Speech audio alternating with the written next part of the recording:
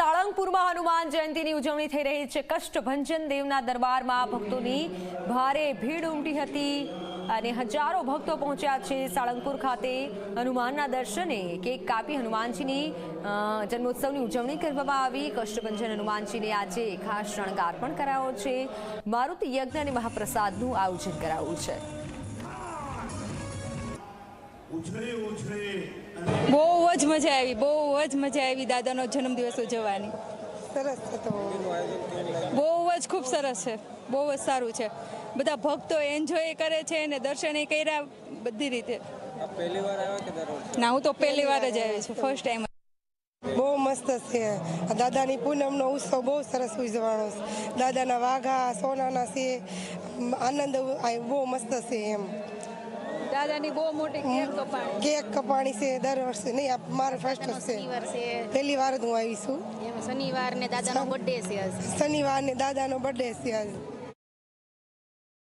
અમારા એવા અહોભાગ્ય છે કે આજે મારું નામ પિંકી છે અને હું આજે અહીંયા શનિવાર છે અને અહીંયા સોનેરી વાઘાના દર્શન સરસ કર્યા છે અને અમે આ દર્શન કરીને ખૂબ જ આનંદ અનુભવ્યો છે।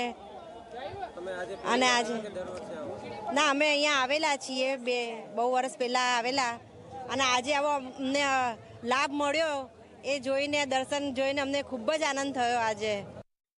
અરે બહુ સરસ। આજે હનુમાન જયંતિનો આજે જે છે ને, અને પાછો શનિવાર છે એટલે ઘણો બધો રસ છે અને ગોપાળાનંદ સ્વામીની મૂર્તિ પ્રાણ પ્રતિષ્ઠા કરેલી હતી, એમનો છે સરસ। ખાસ અહીંયા આજે કેક કટિંગ કરવામાં આવ્યું, દાદાના આપણે દર્શન થયા, કેટલી ધન્યતા અનુભવી? ઘણું સરસ લાગ્યું। આજે આ જે ઉત્સવને બધા માની રહેલા છીએ ને ઘણો રસ છે બધાને। સવારે 5 વાગે દાદાની મંગળા આરતી થઈ અને જે શણગાર આરતીના દર્શન કરીને લાખો લોકો મંત્રમુગ્ધ થઈ ગયા અને દાદાનો પ્રતાપ એમના હૃદયની અંદર ધારણ કરી અને લાખો શ્રદ્ધાળુઓએ જ્યારે દર્શન કર્યા છે, ભગવાનની કેક કટિંગ કરી તેમજ સમૂહ મારુતિ યજ્ઞનો લાભ લીધો અને આવનારા તમામ લોકોએ મહાપ્રસાદ અન્નક્ષેત્રની અંદર લઈ અને ખૂબ આનંદિત થયા છે।